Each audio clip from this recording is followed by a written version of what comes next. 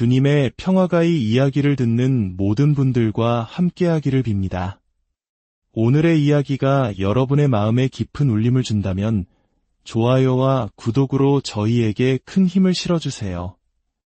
여러분의 작은 손길 하나하나가 저희가 더 좋은 이야기로 은총을 나눌 수 있는 소중한 격려가 됩니다. 오늘 우리는 깊은 신앙의 신비, 한 인간의 몸에 새겨진 거룩한 상처에 대한 이야기를 나누려 합니다.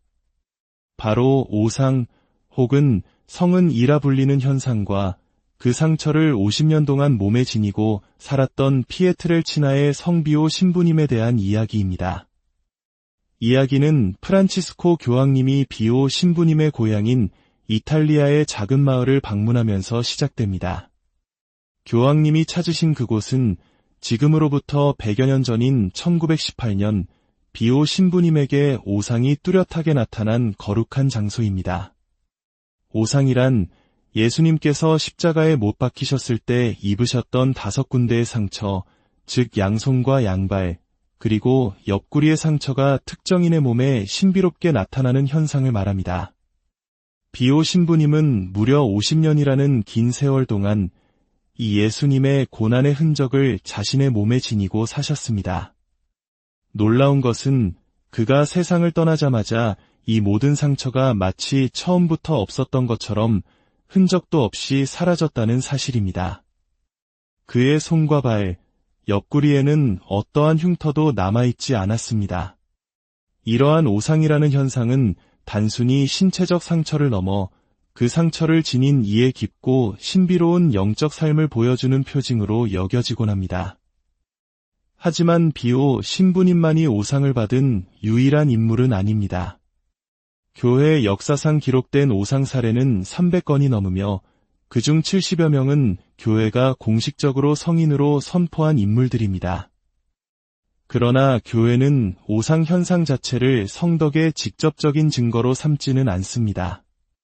시성 과정에서 오상은 초자연적 기적으로 간주되기보다는 과학적으로 설명할 수 없는 현상으로 다루어지며 성인의 거룩함은 오상의 유무가 아닌 그들의 삶과 덕행을 통해 평가됩니다. 교회가 공식적으로 하느님께서 행하신 초자연적 현상으로 인정한 오상 사례는 단 한 건 바로 아시시의 성 프란치스코의 경우입니다. 그는 역사상 처음으로 오상을 받은 인물로 기록되어 있습니다. 1224년 9월 14일 그가 세상을 떠나기 2년 전 깊은 기도와 탈원 상태에서 그는 자신의 몸에 선명한 오상을 받게 되었고 이후 그를 만난 많은 이들이 그 상처를 목격했습니다. 오상은 눈에 보이는 상처로만 나타나는 것은 아닙니다. 아빌라의 성녀 데레사로 알려진 데레사 성녀의 경우 그녀의 몸에서는 어떠한 외적인 상처도 보이지 않았습니다. 하지만 그녀는 자신의 고해 신부에게 그리고 그녀가 남긴 영성서적에 자신의 심장에 보이지 않는 거룩한 상처가 새겨졌다고 고백했습니다. 그것은 단순한 영적인 느낌이 아닌 실제적인 상처의 고통이라고 말입니다. 놀랍게도 그녀가 선종한 후 시신을 부검했을 때 그녀의 심장에는 그녀가 생전에 묘사했던 그대로 5개의 깊은 상처가 발견되었습니다. 그중 하나의 길이는 5cm에 달했습니다. 당시 의사들은 이런 심장의 상처 하나만으로도 즉시 사망에 이를 수 있다고 증언했지만 데레사 성녀는 이 상처들을 안고 무려 23년을 더 살았습니다. 다시 비오 신부님의 이야기로 돌아가 보겠습니다. 그에게 오상이 공식적으로 확인된 해는 1918년이지만 사실 이 신비로운 현상은 여러 단계를 거쳐 점진적으로 나타났습니다. 첫 현상은 1910년에 일어났습니다. 당시 건강이 좋지 않아 고향집에서 요양하던 비오 신부님은 매일 미사를 드린 후 인근 들판에 오래된 느릅나무 아래 작은 오두막에서 기도와 묵상에 잠기곤 했습니다. 1910년 9월 7일 그가 나무 그늘 아래에서 기도하던 중 예수님과 성모님께서 발현하셨고 그 후 그는 자신의 양손에 예수님의 상처와 같은 흔적이 나타난 것을 발견했습니다. 비오 신부님은 이 고통을 다른 사람들은 모르게 해달라고 간절히 기도했고 얼마 후 외적인 상처는 사라졌습니다. 하지만 그 고통은 그대로 남아 그를 괴롭혔습니다. 1년 후 오상현상은 다시 나타났습니다. 그는 자신의 영적 지도 신부에게 보낸 편지에서 이렇게 썼습니다. 1911년 9월 제 양 손바닥 중앙에 동전 크기만 한 붉은 반점이 나타났습니다. 그리고 그 중심에서 극심한 통증이 느껴집니다. 특히 왼쪽 손의 고통이 더 심하며 발바닥 아래에서도 약간의 통증이 느껴집니다. 시간이 흘러 1918년 군 복무를 마치고 산 조반니 로톤도 수도원으로 돌아온 비오 신부님은 신학생들의 영적 지도와 신자들의 고해 성사를 맡고 있었습니다. 그해 8월 5일 고해 성사를 주던 중 그는 놀라운 신비 체험을 합니다.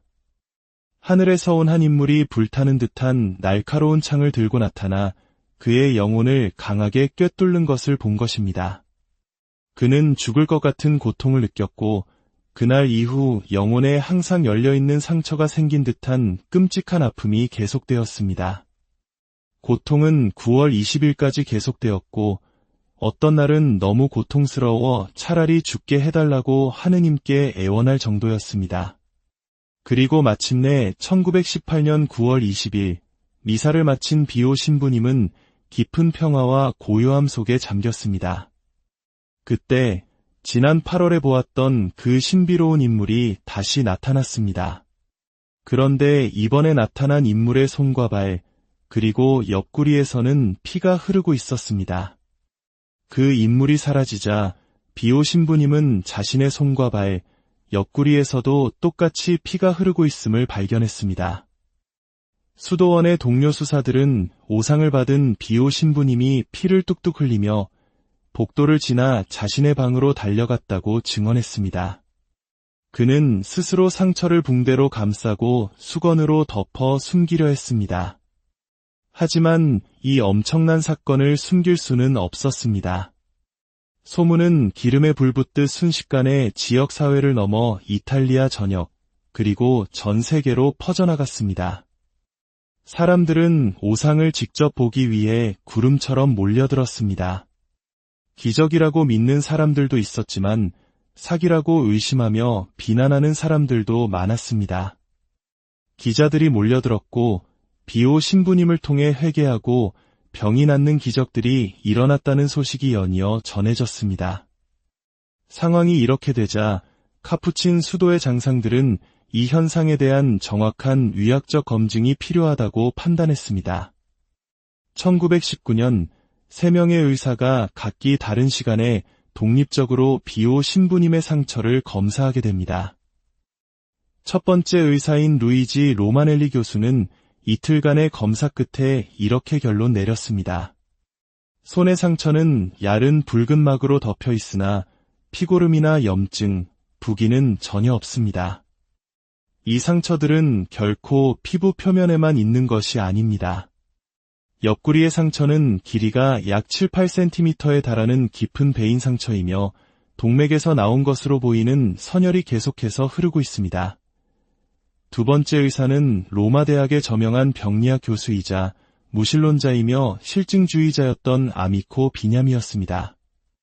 그는 오직 과학적으로 증명 가능한 사실만을 믿는 사람이었습니다. 그는 상처 주변의 피부색이 요오드를 바른 것처럼 보인다며 의심을 품었습니다. 비오 신부님은 소독을 위해 몇 번 요오드를 사용한 적이 있다고 답했습니다. 비냐미 교수는 이 현상이 초자연적인 것이 아니라 어떤 질병으로 인해 생긴 상처를 화학약품을 이용해 의도적으로 아물지 않게 유지하는 것이라고 결론 내렸습니다. 그리고 그는 자신의 가설을 증명하기 위한 8일간의 치료 실험을 제안했습니다. 우선 비오 신부님의 방에서 모든 화학약품을 치웠습니다. 그리고 증인들이 지켜보는 가운데 상처의 붕대를 감고 아무도 손댈 수 없도록 단단히 봉인했습니다. 8일 동안 매일 붕대를 교체하며 상처의 변화를 기록하기로 했습니다. 실험이 시작되자 놀라운 일이 벌어졌습니다. 상처는 아물기는커녕 오히려 피를 더 많이 쏟아내기 시작했습니다. 실험 마지막 날인 8일째 아침, 비오 신부님이 미사를 집전하는 동안에는 피가 너무 많이 흘러 동료 수사들이 계속해서 수건을 가져다 닦아줘야 할 정도였습니다. 당시 증인 중 한 명은 이렇게 기록했습니다. 이것은 비냐미 교수의 논리에 대항하는 하느님의 분명한 표징처럼 보였다. 상처는 전혀 나아지지 않았고 오히려 피는 더욱 선명한 붉은색을 띠며 흘러나왔습니다. 화학약품 사용 가능성이 완벽히 차단된 상황에서도 상처가 계속해서 피를 흘린다는 사실은 이 현상이 요오드나 다른 화학물질로 만들어진 것이 아님을 명백히 증명했습니다. 그 후 바티칸에서도 조사관을 파견했고 최종 보고서는 이렇게 결론 내렸습니다. 비오 신부의 오상은 인위적인 방법이나 화학적, 물리적 수단으로 만들어지거나 유지된 것이 아니다. 그러한 의심은 증명된 그의 인격과 완전히 배치된다. 물론 현대에 와서도 일부 작가들은 비오 신부님이 석탄산을 이용해 스스로 상처를 냈을 것이라는 의혹을 제기하기도 했습니다. 하지만 이러한 주장은 가장 엄격한 통제하에 진행되었던 8일간의 실험 결과를 완전히 무시하는 것입니다. 사랑하는 청취자 여러분, 비오 신부님의 오상에 대한 진실을 이해하기 위해서는 우리는 믿음의 차원으로 나아가야 합니다. 그는 사람들을 속이는 사기꾼이 아니었습니다. 오상은 하느님께서 그에게 주신 특별한 선물이었습니다. 그는 그 거룩한 상처를 통해 예수님의 고난에 동참함으로써 자기 자신을 성화시키고 수많은 영혼을 구원으로 이끌며 하느님께 영광을 드렸습니다. 우리 모두 비오 신부님께 기도를 바칩시다. 영광스럽고 겸손하며 사랑받으시는 비오 성인이여, 저희에게 겸손의 정신을 가르쳐 주시어 하느님 아버지께서 하늘나라의 신비를 드러내 보여주시기로 약속하신 복음의 작은 이들 가운데 저희도 들게 하소서. 저희가 끊임없이 기도하도록 이끌어 주시어 저희가 청하기도 전에 저희에게 필요한 모든 것을 알고 계시는 주님께 대한 굳건한 믿음을 갖게 하소서. 아멘. 주님의 은총과 사랑이 언제나 여러분과 함께하기를 기원합니다.